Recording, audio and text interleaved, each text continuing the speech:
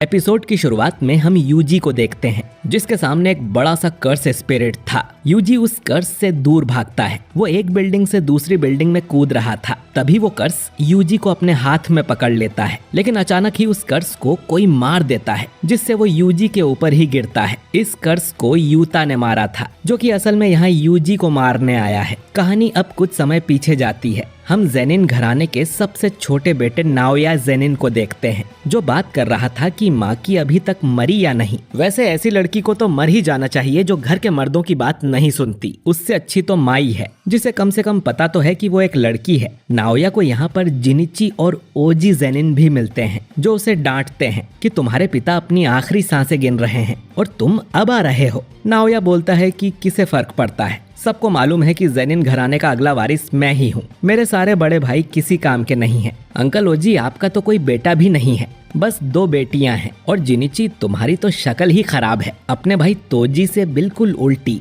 Naoya की बातें सुन ये गुस्सा हो जाते हैं, और असल में ये तीनों स्पेशल ग्रेड 1 के सॉर्सरर्स हैं। तभी इन्हें खबर दी जाती है कि जेनिन घराने के हेड नाओबितो जेनिन अब इस दुनिया में नहीं रहे और अब उनकी वसीयत पड़ी जाएगी। उनकी आखिरी इच्छा थी कि उनके बाद नाओया को जेनिन घराने का अगला हेड बना दिया जाए। सारी जमीन जायदाद और कर्स्ड टूल्स जो कि जुजुत्सु हाई की तिजोरी में रखे हैं, उन पे नाओया का हक होगा। लेकिन अगर किसी कारण से सातोरू गोजो की मौत हो जाती है या उसे कुछ बीमारी हो जाती है, तो तोजी की इच्छा पूरी की जाएगी और मेगुमी को जेनिन घराने का हेड बना दिया जाएगा और सारी जायदाद भी उसके नाम हो जाएगी। ये बात सुन नाओया को अच्छा नहीं लगता। उसे पता चलता है कि मेगुमी इस समय टोक्यो में है और यूजी की तलाश में गया है। अब नाओया प्लान बनाता है कि वो यूजी और मेगुमी दोनों को ही मार देगा। इस समय टोक्यो के अंदर लाखों कर्स स्पिरिट घूम रहे हैं, तो कोई सवाल नहीं करेगा कि मेगुमी कैसे मरा। एक बार मेगुमी मर गया तो उसकी जायदाद हड़पने वाला और कोई नहीं होगा और जेनिन घराने का मुखिया सिर्फ मैं बनूंगा।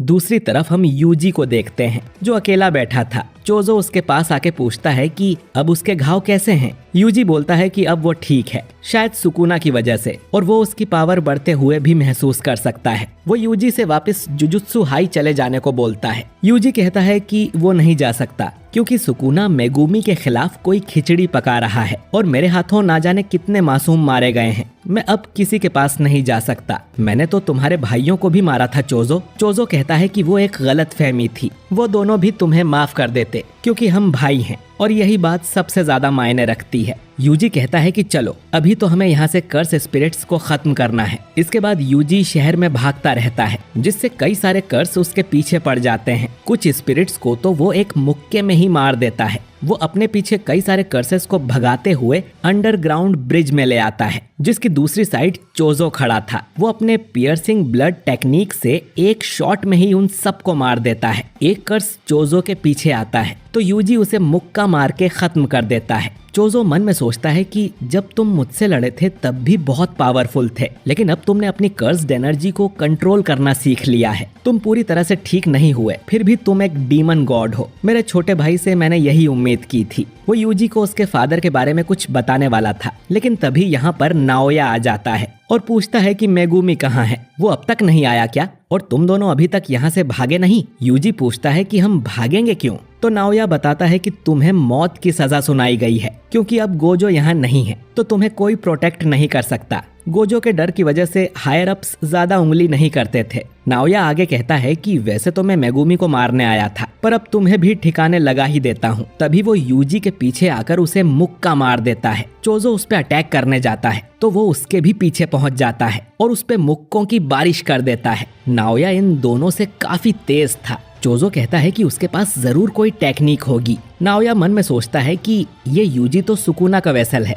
पर ये दूसरा बंदा कौन है? तभी इन्हें एक जोरदार कर्स एनर्जी महसूस होती है। यूजी सोचता है कि कहीं ये मिस्टर गोजो तो नहीं, पर वो मुड़ के देखते हैं तो ये असल में यूता था। वो बिल्डिंग से नीचे छलांग मारता है तो जमीन में गड्ढा हो जाता है। नाओया बोलता है कि तुम यूता हो ना, जिसे यूजी को मारने का काम मिला है। नाम सुनकर यूजी को याद आता है कि ये तो 2nd ईयर का स्टूडेंट है और ये एक स्पेशल ग्रेड सॉर्सरर है, बिल्कुल मिस्टर गोजो की तरह। नाओया यूता से कहता है कि मैं भी यूजी को मारने ही आया था, पर अब तुम्हारे काम में टांग नहीं अड़ाऊंगा। चोजो अब यूजी से बोलता है कि जल्दी यहाँ से भाग जाओ, मैं इस नाओया को संभालता हूँ। पर वो यूता बिल्कुल गोजो की तरह है, अगर तुम उससे लड़ोगे तो जरूर मारे जाओगे। यूजी अब यहाँ से भागने लगता है, पर यूता उसके ठीक पीछे ही था। इधर चोजो अपनी ब्लड टेक्निक से नाओया पर हमला करता है, लेकिन वो बच जाता है और बोलता है कि तुम्हारी टेक्निक ब्लड मैनिपुलेशन है ना, पियर्सिंग ब्लड को छोड़ के उसमें डरने जैसा कुछ नहीं है और पियर्सिंग ब्लड को चार्ज करने में थोड़ा टाइम लगता है, यानी मैं तुम्हें आराम से मार दूंगा।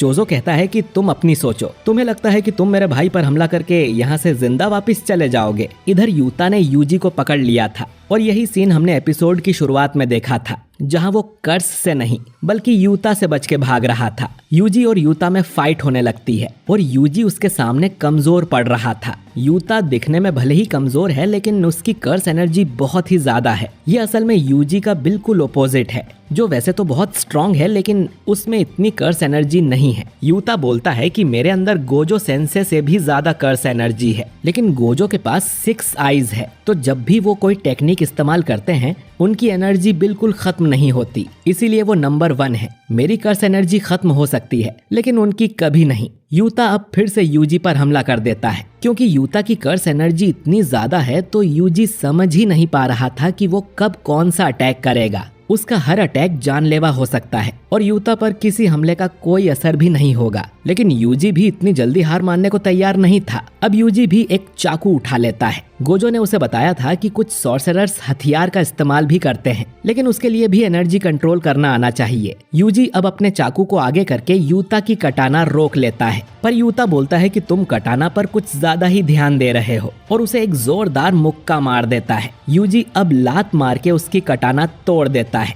जो देख यूता हैरान था। आखिर यूजी भी गोजो सेंसे का स्टूडेंट है। यूजी अब सोचता है कि बिना हथियार के वो यूता से ठीक से लड़ पाएगा और वो यूता पर अटैक करने भागने लगता है, लेकिन तभी पीछे से एक बड़ा सा कर्स आके उसे पकड़ लेता है। ये असल में रीका थी। यूजी को समझ नहीं आता कि ये रीका कहाँ से आ गई। उसने यूजी को ऐसे पकड़ा था कि वो हिल भी नहीं पा रहा था। यूता अब अपनी टूटी तलवार लेके ही आगे बढ़ता है और उसे यूजी के सीने में घुसा देता है और बोलता है कि मुझे माफ कर देना यूजी इतादोरी, और यूजी की मौत हो जाती है और ये एपिसोड भी यहीं पर एंड हो जाता है। तो दोस्तों, क्या यूता ने सच में यूजी को मार दिया? जानेंगे अगले एपिसोड में, जो कि इसके साथ ही रिलीज किया गया है। अगर आप चाहते हैं कि मैं इस सीरीज को कंटिन्यू रखूं तो कमेंट में यस जरूर टाइप करें। बाकी वीडियो अच्छा लगा हो तो इसे लाइक और शेयर कीजिए, और अगर आप हमारे चैनल वाइपर एनीमे एक्सप्लेन्ड पर नए हैं तो चैनल को सब्सक्राइब करके बेल आइकन जरूर दबाइए। मैं मिलता हूं आपसे अगले वीडियो में। शुक्रिया।